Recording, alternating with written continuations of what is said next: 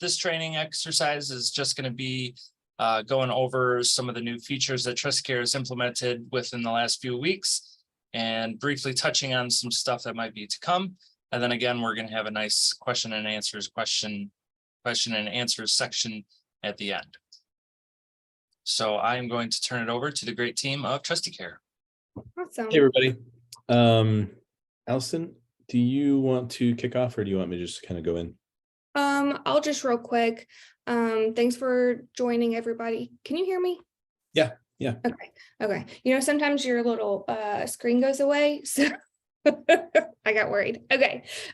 So thanks for joining, everybody. We do have a few new release items that we want to share with you. It's a pretty simple agenda. We just want to continue to keep all of you engaged using the platform and just have several touch points. So we do have a new scope of appointment, redesigned workflow, and a new medication entry search. And then we're going to go into some Q&A. We hope that we can answer any questions that you've been thinking about, meaning to put in a ticket about, or any information like that. So, all right, Clayton, I'm going to let you go ahead. Absolutely.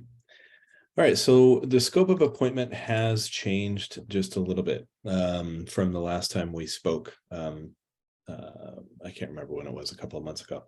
So what I want to do is walk you through how that looks and how it will look for the beneficiary as well. Part of that is open to questions. I really want to answer all the questions that you might have as we go through this. Okay, so the first thing I'm going to do is go into the beneficiary, and this is their profile, and I want to send the scope of appointment. And so I'm going to click on send scope of appointment. There's two options in here. You have the upload scope of appointment. This has not changed. This is the same as it's always been. The one thing I really want to point out here is if you are loading a scope of appointment so that you can do the direct enrollment, because that scope of appointment is a required component of that before you can actually continue through and do an enrollment. You need to do it through the send SOA button right here versus just uploading it right here in the document repository. The reason why you have to do it this way, if you're going to upload it, is this checkbox right here. This is what tells the system, hey, this is my scope of appointment. Let me do my enrollment. Okay, that's going to be that trigger in the database to allow you to proceed through that. Okay, so I just want to make that known for you. Now you can drag and drop, you can choose the file to upload. Pretty self-explanatory there, but just be sure that you are using this method to upload your scope if you have your own. Now the e-signature is what I want to walk through because this has changed greatly. We initially, or not initially, but prior to this modification, as you remember, it was very hard for the beneficiary to go in and create their account. It went through a blue button import flow afterwards, and it was very confusing and frustrating, probably for not only the beneficiary, but you as a broker. And so what we did is we listened to the feedback and we did some research as well as what would be a good way to do this going forward. So I'm going to go ahead and enter in the appointment date. We'll say face-to-face. Next, and this part is the same. This hasn't, these selections haven't changed at all. Now, at this point, this is what's going to just kind of give you an overview. Hey, this is what it's going to look like. This doesn't actually click. This is just to show you, hey, it's a button. It's clickable in the email. What I'm going to do is go ahead and send this email. And you're going to get this confirmation. Okay, great. That's been submitted.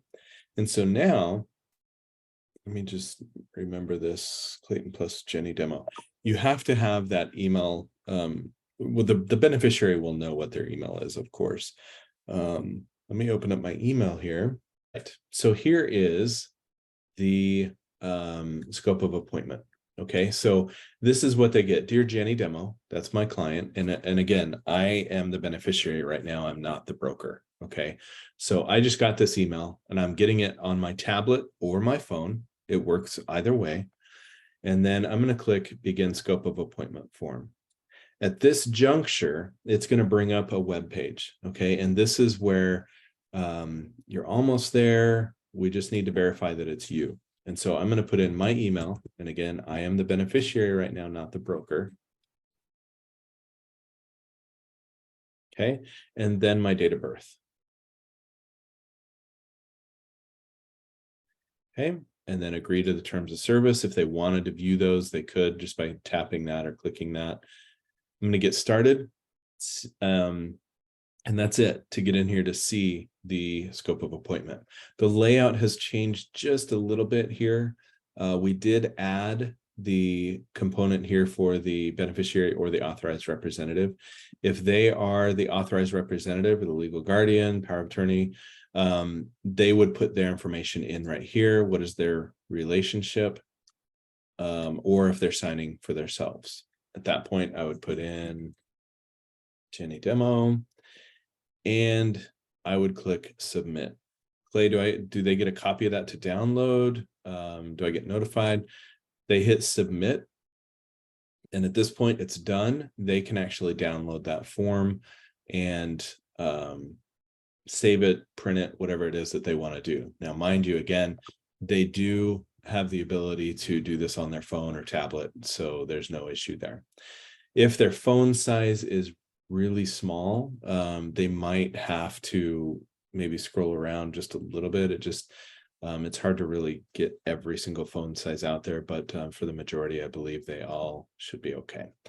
Now, if you heard my email, it dinged just a little bit, and that is because I got a confirmation email. Again, I am the beneficiary.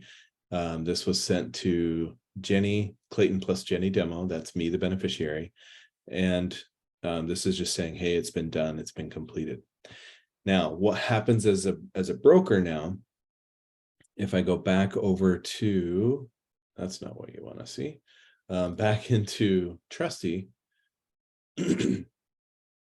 I now go into Jenny demo, and that scope of appointment is automatically loaded right here. Okay. I can click on that and open it up, and here it is. Okay. And that is the new flow. We cut out a lot of steps along the way to make this easier for your beneficiary. They know their date of birth, they know their email, they just need to type those in. If there is one where it says, hey, your date of birth is incorrect, or your email is incorrect, you might have fat fingered something in here, or it's entered incorrectly or just a little bit off. Then when they contact you, you can just go in here to the profile, update that, and then you would need to send that. Actually, I don't think you would need to send it again. I think they would be able to just click that link, because it does do that lookup at that moment when they click that. So any questions on the scope of appointment flow, the electronic scope of appointment?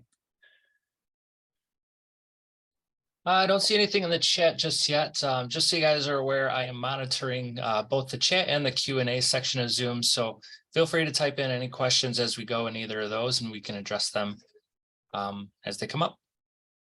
But Perfect. Clayton, I don't see anything at the moment. Okay. Allison, what was the other topic? I'm having a brain freeze.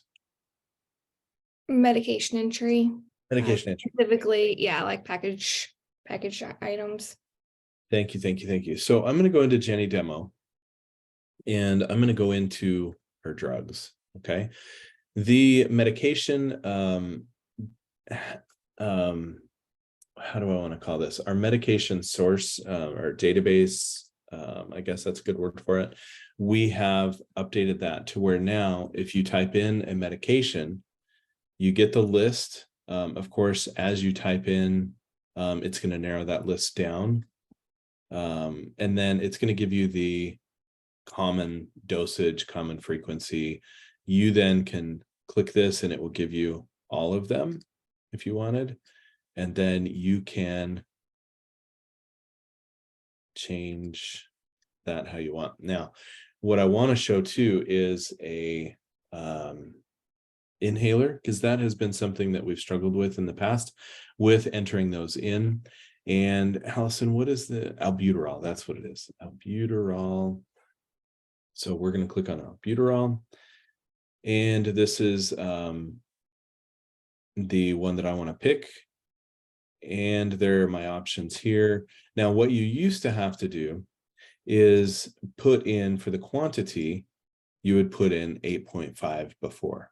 But now with this new data set that we have that we've incorporated in, you just put 1 and then the frequency, and that's it. And then the pricing will be based on that. Okay. If you want to edit any one of those, just click the pencil, you can edit. If you have medications in here that are older, let me go back in here and grab, let me see if there is one out here.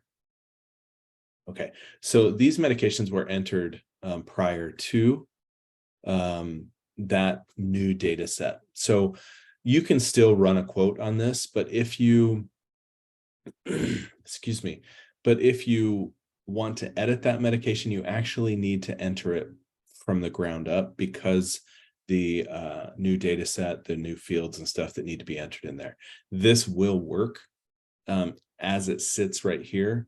But again, if anything changes, like the frequency or the form or dose, you can't edit that until you re-enter that. And that's simply, like I say, just to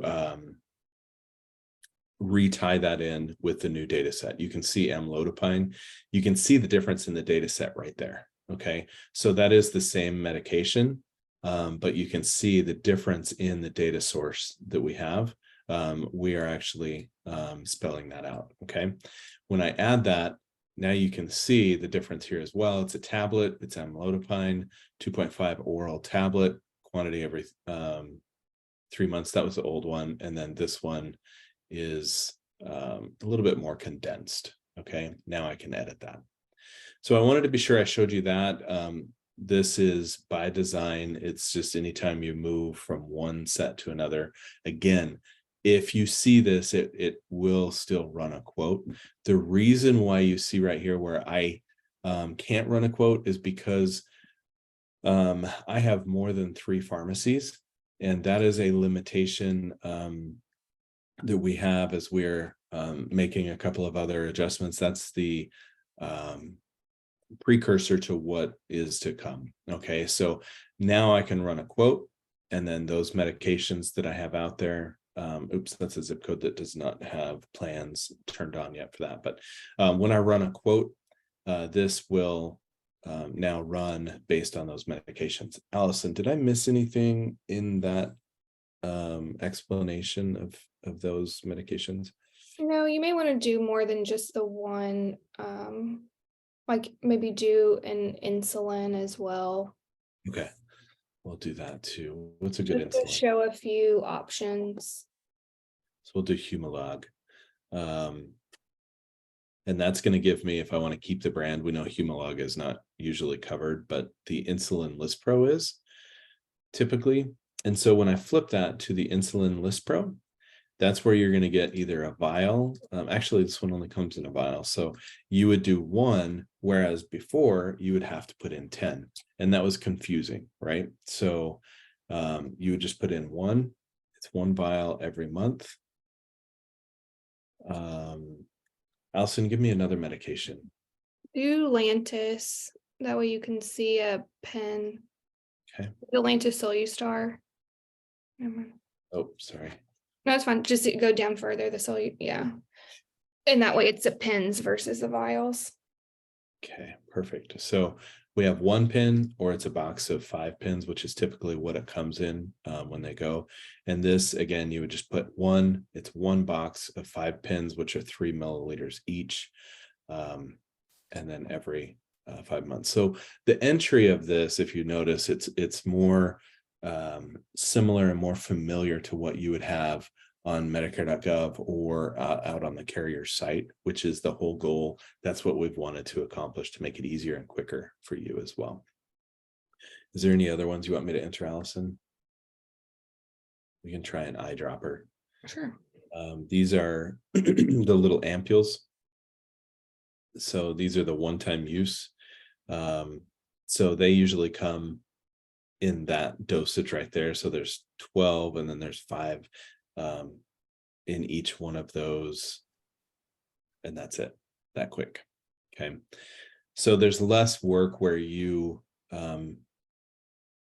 where it was unit dose pricing versus package pricing. So hopefully this will help tremendously as you go through and do your medication entry in preparation for AEP. Is there any questions on that piece? Or are there any questions? Rather, that was poor English. Nothing in the chat right now. Oh, yeah, he just said no. I think you touched on this a little bit, but I know in the past there was a lot of discrepancy between, you know, the pricing that we saw on Medicare.gov or on carrier sites versus TrustyCare. And that's all changed, correct? Isn't it now what you see on one, you'll see on the other, a little more? Not yet. Not yet. That's a good question. Thanks for asking that. That is something that is in the works. That's where the pharmacy, you can see, oops, this one doesn't have the 3, but when I entered in the pharmacy, I could only do 3. We are laying the groundwork there for that to be an update as well. The goal is to have the pricing component be pretty much similar to that, because what we do right now, it's not that our pricing is incorrect. It's we have a different method right now. And that method is sometimes hard to grasp a hold of.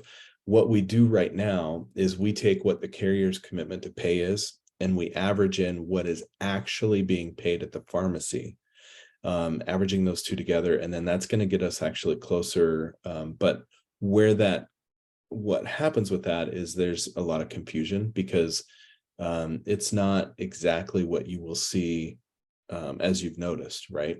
What you'll see at the carrier or Medicare.gov. And so what we've done is we're looking at sources or a data source that we're almost done with it, but where we have that blue button component out. Well, Clay, the blue button, does that mean I can't use the blue button? No. That's not what I'm saying. What happens is how we get that data right now of what they actually paid at the pharmacy is every time somebody does a blue button import.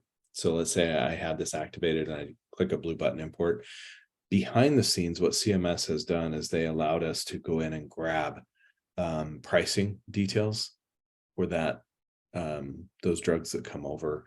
And those are in the background, and that's where we can get that pricing out of those tables and then kind of work them in. So the blue button, it's just that layer that I just explained that we're pulling out. So there's a little bit more work we need to do on that. But that's something that we're super excited about. I will have more information soon on that for you. And I'm sure Ben will probably be able to, Ben, you're probably going to market that out too. Not market, but send that information out to everybody once we have that, right? We'll have video. Yeah, I've been keeping with Kelsey, you know, and every time you guys do an update, we put that in our newsletter. Okay. You know, I figure this one will probably be a pretty big announcement. So I'll do an email, probably do another webinar. Yeah, absolutely. Yep. And that would be a good way too, because then, you know, I can show it live and you guys can see that. I will have videos and stuff out there as well once we get that pushed out, but that's the ultimate goal. We've learned a lot, you know, in the AEPs, the previous AEP, and we've heard feedback from everybody. And that is what we've been working super hard on. What we don't want to do is do a release that's not pristine. And so that's where we're really making sure that all the dots are I'd, or how does that go? The I's are dotted and the T's are crossed with it before we actually push that out. So it's forthcoming. I don't have a date, and I'm not able to show anything on that just yet, but it will be coming very soon. And I am very confident that each of you will be very happy with the results. It's going to really help you improve your productivity and the time frame of having to run quotes and getting the information clearly explained for your beneficiary. So Cool. That was really wordy. Sorry, I talk a lot. Is there anything else that you can hint on that might be coming in the future after you're done working on the medication? Alison, do you want to tackle that one? I haven't had any insight as far as a roadmap past that. I think that's all that I've seen. Okay. I think we can open it up if you want, Clayton, to questions about anything, right? Since we've got folks on here, we've got a little extra time. We don't need to stay on, for 30 minutes, but just any questions about using the platform at all, we can open it up. Yeah, absolutely. Yeah, I mean, looking at these names, I see some names. I know you guys are in there using it. So if you have any questions, any concerns, if there's anything that you would like to see implemented, now would be the time to, let these guys know. Just to put it out there for everybody too, Ben, prior to this call starting, Ben said that he has a $1,000 gift certificate for everybody who answered that question. Yeah, I'll have to talk to Jason. He'll love it. He will. What's this? We're never doing a call again. Mm. Direct enrollment example. So Danny, yeah, I can actually go through the direct enrollment. Do you want me to go through and do one for you right now? Yeah, that's pretty quick, right? Yeah, fairly quick. I just need to pop over to my stage environment because carriers get grouchy if I actually submit an enrollment. So let me pop over there for you. Yeah. Yeah, and as he's showcasing this, feel free to, keep asking some more questions. That's pretty much it for the presentation too. So if you've had enough of our voices, feel free to log off. I will, like I said, I'll send you all an email with some information afterwards. Yeah, so let me roll through this really quickly. So the first thing you need to do is make sure when you run a quote, that you have a plan selected. I'm going to go ahead and run a quote here. Make sure you have a plan selected where it says digital direct enrollment available. What this is going to do is say, okay, yep, you can actually submit this enrollment directly from Trusty Select Pro. You don't have to go out to the carrier site. You don't have to do any of that. Just do it right here. You're done. And it will save you a lot of time rekeying information, re-entering all that, because all of the information that we have, so let's say for Elsa Marshall, and all of these are test names. This is our test environment. We just make this stuff up. This quoted plan, all of this information that I have in here is going to carry over to that enrollment. So let's go ahead and go through an enrollment here for Elsa. Now, you remember I did a scope of appointment for that other beneficiary, but see here, I don't have one uploaded for this beneficiary. Now, remember, I have to do one through this method right here. I can't just upload one in the documents. What I'm going to do is just choose any file here really quickly. We'll select Jenny SOA. I'm going to submit. And let's see, let's go in here and do an enroll now. Okay, this first screen, notice that message is gone because I've satisfied those requirements. This first screen is going to be the ready to sell. And this is where I'm going to put my information in here for my agent information. This carrier ID number, this is very, very important. That's why we have this red lettering here. This is your ID that you use to get paid commissions with. You don't want to just put in your NPN if they don't do anything with that NPN, if you're not actually tied back to the commission system by your NPN. Sometimes carriers just use your NPN to just verify that it's you. So just make sure of that. You'll put in your agency name and then who your upline is, and then certify here that yes, you are actually licensed to sell with this carrier. The summary of benefits here, this is just a plan details. This is not the actual summary benefits from the carrier yet. Once I hit start application, I will get that summary of benefits to where I can print that out.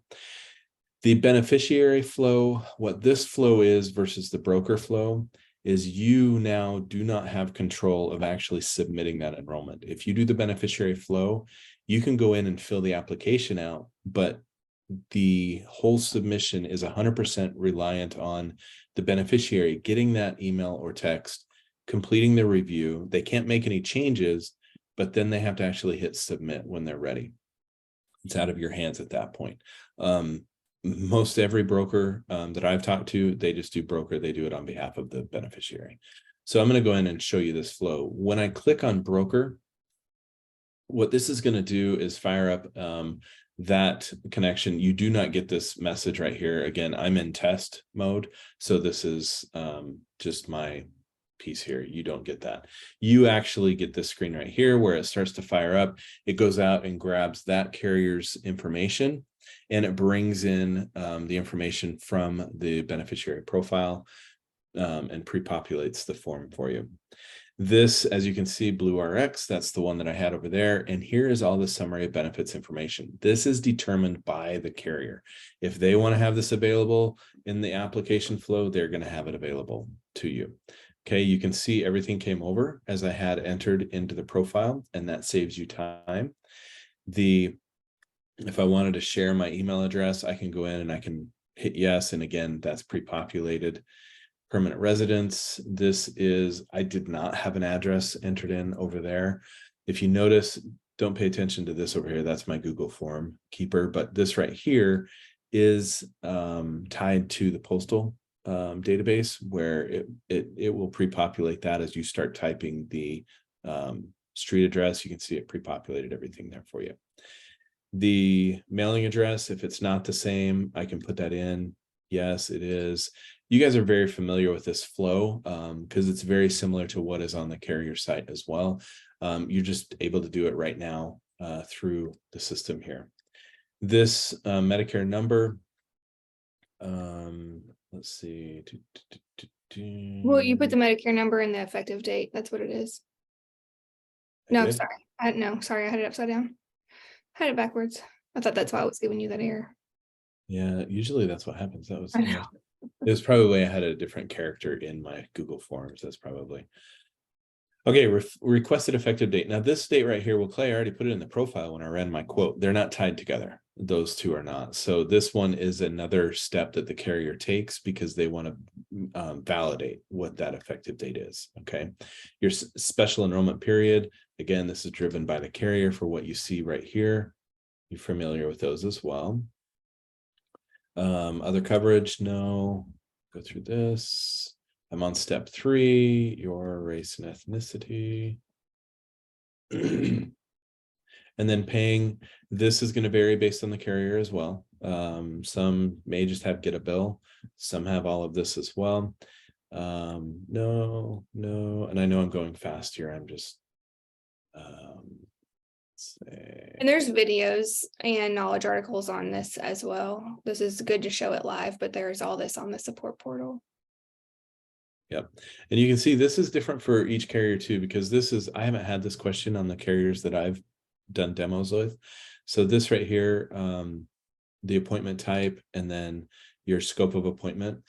If it's paper or not. Now you don't have to attach your scope of appointment. They're just, I guess, asking, did you do one? Yes. If they do need it later, you can upload that to them as proof. Next, now I'm going to go through and verify the information. If I want to edit anything, I can just click edit, and then that will allow me to edit each section here. Okay. Now I'm going to go down here, and this is where they have their specific information. I'm going to understand that, and I'm going to check that box. And yes, you are representing that person listed on the enrollment form. And then you hit submit. Okay, and that's that. So literally this just cut down. You saw how quick I was able to do that. You can probably go through that quicker as you do it because you don't have to explain.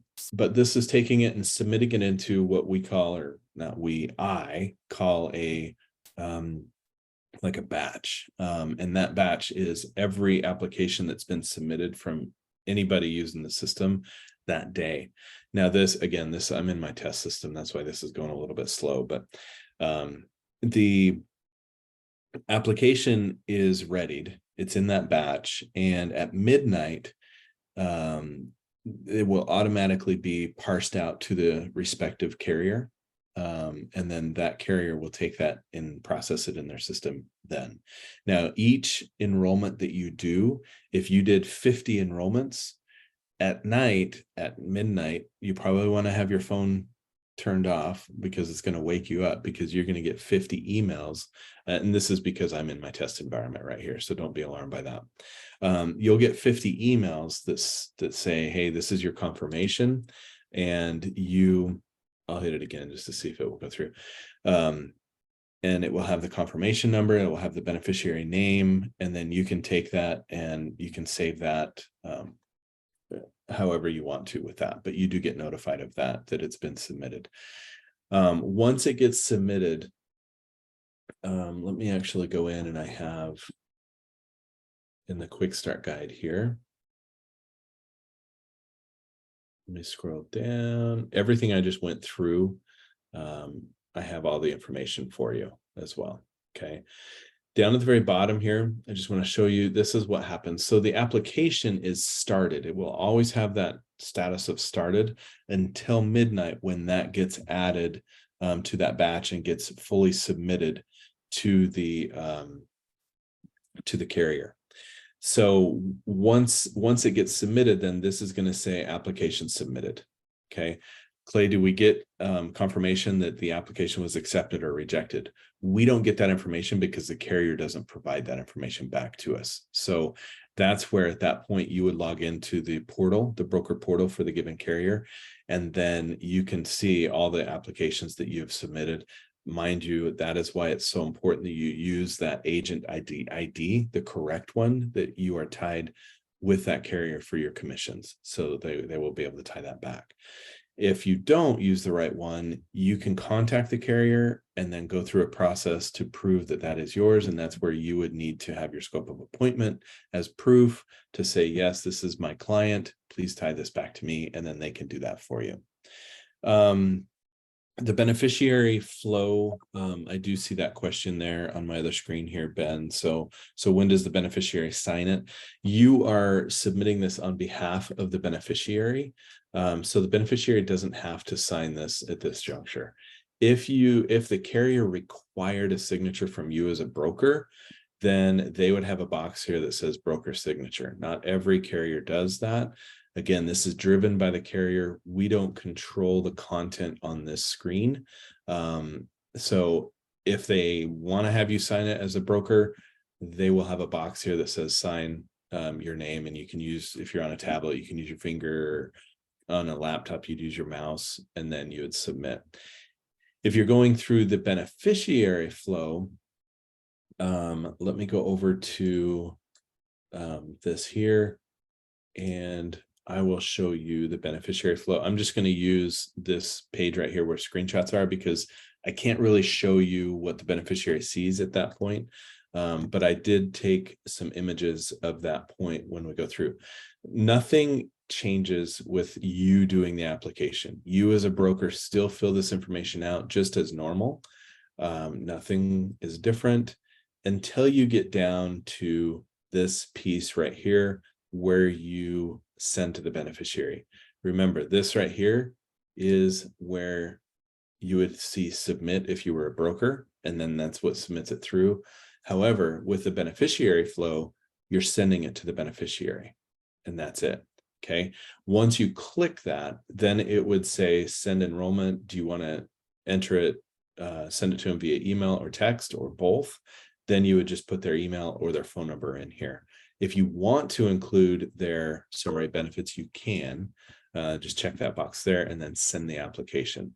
At that point, your beneficiary, and let me scroll in so you can see these, they will get 2 emails or 2 text messages. I'm showing you what it looks like in text message. So they will tap on this link, and then that brings them to this screen here where it says, hey, enter that authorization code that you received. They would then enter that DKSGA JEO. I feel like I'm an eye doctor. They would put that over here and then hit continue. At that point, it does that validation to say, okay, yep, that's you. That's the secure link, and that's the code. Now they will go through and they will view the app. Now, silly me, I probably should have taken an image earlier in the flow, but you can see each one of those steps here are the same that they have back here. And so they would go through the flow, and then excuse me, and then they would have an option down here to hit submit. Mind you, they cannot change any information on this form or the application. They would have to call you, and then a new application would need to be filled out if anything needs to change with that. Once it's submitted, they get this message here, what to expect. And then that is now set up into a batch, and they get this email too, the confirmation. So they not only get it on their screen, they will also get that email back to them, and it has the confirmation number. Well, Clay, as the broker, do I get that? Yes, you will after midnight.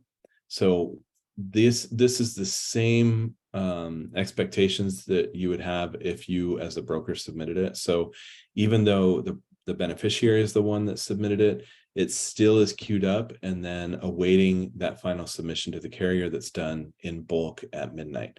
You then will get that confirmation email, and the status will change to submitted as well at that point. Okay. That is the enrollment. Danny, does that answer your questions there?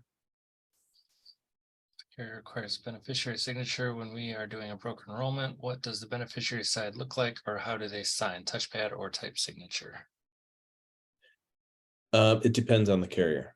If the carrier provides a way for them to just free sign their name, there'll be a box for them. If not, if it's just to type your name, then they would just be a type your name. It's totally driven by the carrier and what they want. Each one is different. Okay, thanks. All right. Hey, can we touch on the batch processing for a second for Judy? Judy she said she is interested in learning more about the automatic process of advising clients to change or stay where they are. I'm assuming that's the batch processing that she's referring to.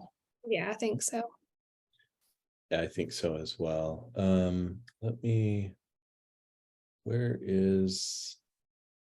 it is right there. First thing before I show you the batch processor, I just want to go over this because this has everything to do with the batch processor. You're not going to run the batch processor just willy-nilly through the year. It's really going to be, I mean, you can, but it's really an AEP tool because you want to run it after the plans drop. You could technically run it now if you wanted to, but what you're going to be working on right now is getting the beneficiaries, they're added, getting their medications updated. And then in September, you're going to be doing your final preparations. And then on October 1st, when the plans drop, and everybody cross your fingers that they will drop on time from CMS, then you would go in and run the instant plan and RX review.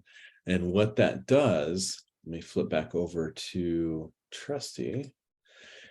When you come over in here, let's see, I'm going to come over here and click batch processing on the left side menu.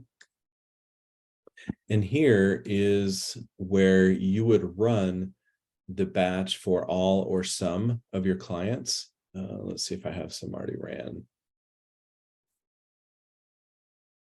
I think I do in my state. Yep, they're there. So let's just pretend that I've already ran this. You can do it for all of your beneficiaries by selecting all of them here. Or when you come in to start a batch, you click Start Plan Comparison Batch, and then you can select which type of plans you want to run this for. You can do drug plan. The MAPD, I would not caution, but just to inform you, sorry, I have a bubble in my throat. 1 second. I talk a lot, so the MAPD does not compare the benefits. So it's only going to compare the drugs on that. So there's still going to be a little bit of work. You can still run it for that. Just be mindful that that's what that would do. So then you would hit Start Plan Comparison Batch. And then what it's going to do is look at the current plan. It does not care what the quoted plan is. And in fact, if you have gone out and you have quoted, I'm going to go back to the beneficiary list. You can see I have all these quotes here. If you've done work in your beneficiary list where you've gone in and you've ran quotes that you want to go through and enroll, and then you come into the batch processor just out of curiosity to see, oh, I'm going to run this for everybody. Just know that if you do that, it's going to override all of the quotes that you have for those particular beneficiaries. So Perry Banana, if I had a quote out there, that quote is now going to be overridden by what the batch processor pulls out, which is based on lowest estimated out of pocket plus the plan premium and the highest drug coverage. Okay. That is why I say this is really an AEP tool, because as you're using the system through the year, doing quoting and all that, you just want to be mindful of that. Now, you could run it for certain people. Like I say, you can select some or all, and then start that batch, and it's going to say, okay, for those 4, that's totally fine. You can run it however you want. I just want to caution you that if you do now, it's going to override that quote, that saved quote. Now, what we're concerned about with the batch processor is the current plan. We don't really care about the quoted plan. It's the current plan that they're on that we want to compare and say, is that a plan that they need to stay in? Is it the lowest cost? Do they need a new plan because maybe that plan doesn't exist this year, or they move to an area where that plan is not available? Or is the cost of that plan something that they need to actually consider changing completely? Or do they not have a current plan and they just need a new plan? Okay, so technically you could go in here and run a batch for every single beneficiary in here in your list right now that let's say they don't have a plan and you want to see what plan would be good, do it in bulk. There you go, it's done. So that's where the benefits are with that. Now, if it is a stay-in plan, what I would say in this, the flow that I recommend, is that Clayton recommends, is run your batch after you've done all your prep work. Let me move this screen over here. After you've done all of your prep work here, you go in and run your batch, and then you're going to send the bulk email for all beneficiaries with the stay-in plan or new plan flags, because you want to go into this and get them off your books right away, right? You don't want to have to spend, let's say you have 500 clients in your book of business and 90% of those are typically stay-in plan. You don't want to have to spend 15 minutes per client just to find out they need to stay in their current plan. Let the batch processor do that work for you, so you now can focus on getting new business during AEP. Okay, so you could essentially get 2 weeks back in your day or in your AEP time to focus on that simply by running the batch. And you can see I have stay in plan flag. So I'm going to click those 3 dots. And now this is going to say, hey, you know what? You just need to stay in your current plan. That plan, SmartRx, went away. It's now Smart Saver. It's still going to be the lowest estimated out of pocket. This is the template that it looks like when you send this to your client, with the exception of click here to compare other plans. They do not have that ability. Don't worry. You, as a broker, are the only one that sees this. Okay. So that is where what I would say is, after you run the batch, click send email, and then you have an option here, stay in plan flag, send that email. Okay. Done. Again, I'm in test right now, so there's probably some of those beneficiaries that don't have an email. So that's why I say preparation, make sure that everything is good in there, their emails, everything.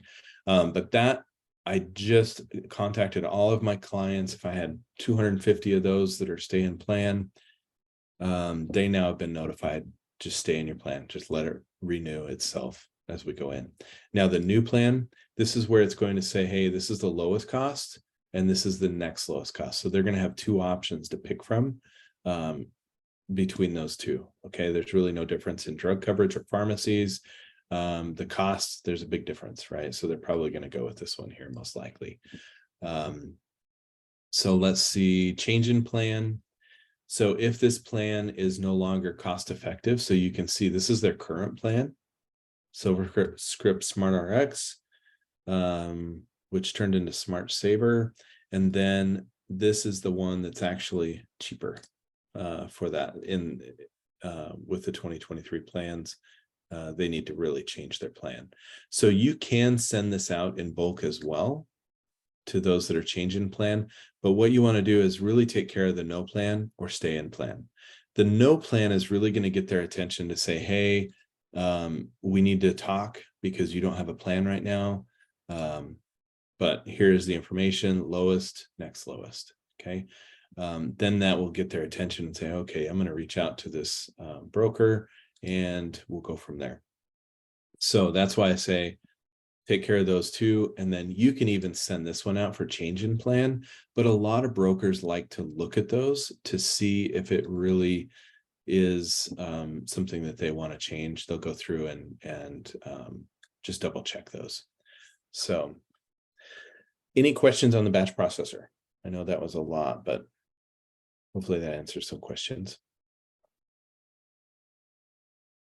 There's a question about if they need to have a scope before running the batch processor.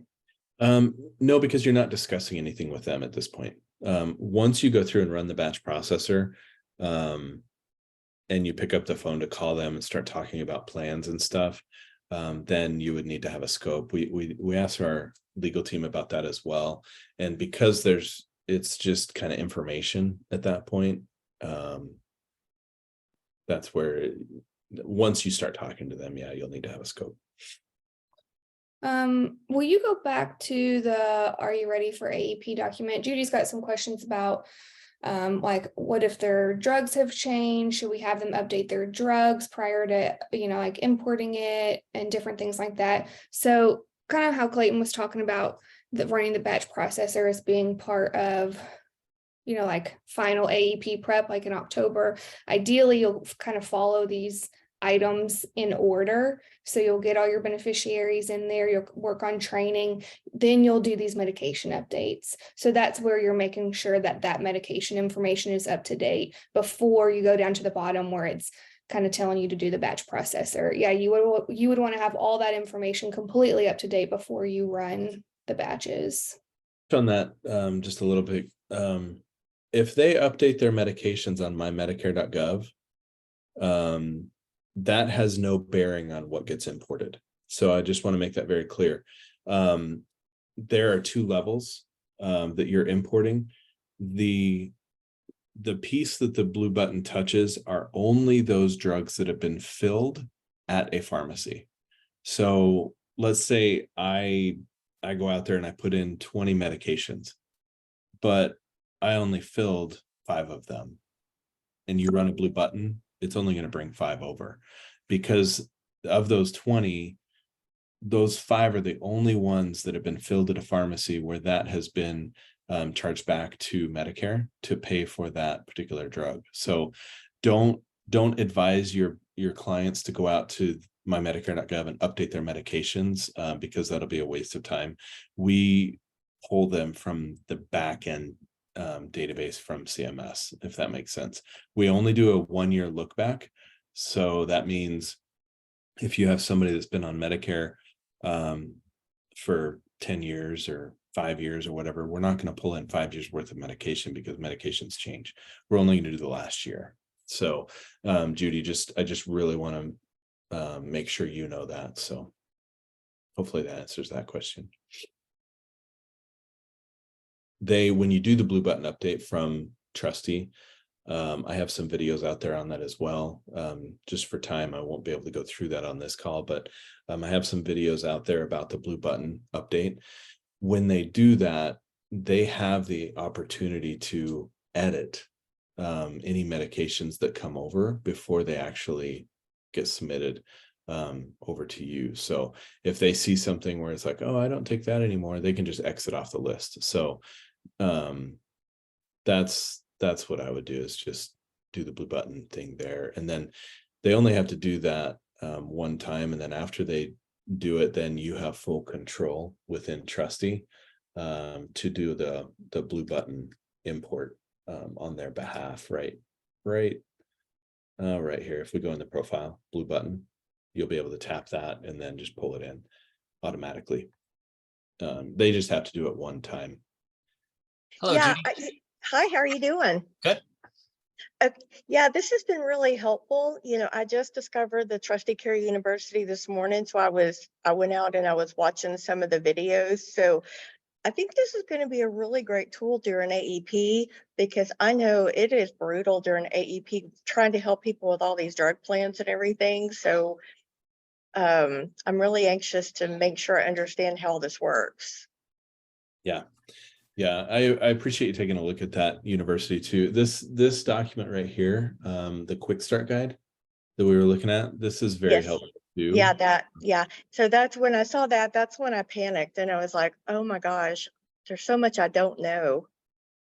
Well, if you and don't stress. Take a deep breath. Okay. As long as you go through, like, you can say stage, let's say this is July, August, September, because June you're going to be doing your AHIP training and stuff, right? You pick up your Right. stuff.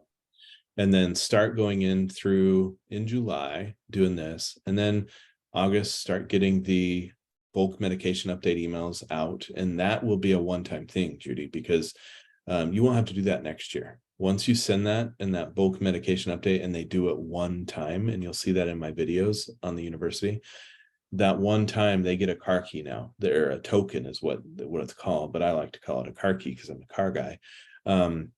You get that key, and then that's where you would be able to run that blue button right here. You never have to contact your client again to do that drug import. Okay. So that's super helpful too. And then once you go through and validate all their medication, then in September, that's where you're just going to be finalizing the drug entry, ensure all the pharmacies, all that stuff is good, their information, their email, all that stuff, right? And then AEP comes, boom, you're going to run your batch. So if you follow this, the idea here is you're a little bit less stressed come AEP, right? You're prepared, you're ready to go. So Right. Yeah. You know, I'm just technology challenged, and sometimes this just seems overwhelming. You know, I'm really hoping that I can figure it out and utilize it for AEP. well, and remember too, Judy, we're here for you, right? So if you ever have a question, just enter a support ticket and we'd be happy to help you. Yeah, Clayton has been awesome. Yes, I've been helping you with a lot of stuff on that Yeah. too. Yes, thank you for that. Yes, you're welcome. So you probably will talk right to the horse. So, and Thank yes, you I so just called much. myself a horse. So All right. submit a ticket, or you can chat as well. Now, as we get closer to AEP, you know, we'll have this. I'm in here all the time too with chat, but like when I'm doing trainings and stuff, I just turn it off so that the team is not startled or whatever. But Right.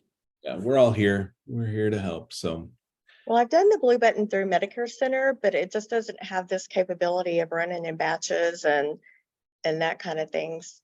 So I like this. yeah. Well, thank you, Clayton and Allison, for doing this for us all, and all the hard work that you put in to make this just such a great tool. I give all the credit to Allison. Yeah, right. Thanks. I appreciate you having us here. We like working directly with our users, so this is great. Yeah. Cool. Yeah, and stay tuned. We'll probably do another one of these in a couple of months when we have some more changes and things to talk about. And yeah, well, thank you. Feel free to reach out to me, Ben Groves at IAD, if you have any questions further. And I look forward to seeing y'all later. Thanks. All righty. Bye-bye. Bye, everybody. Yeah. Bye-bye.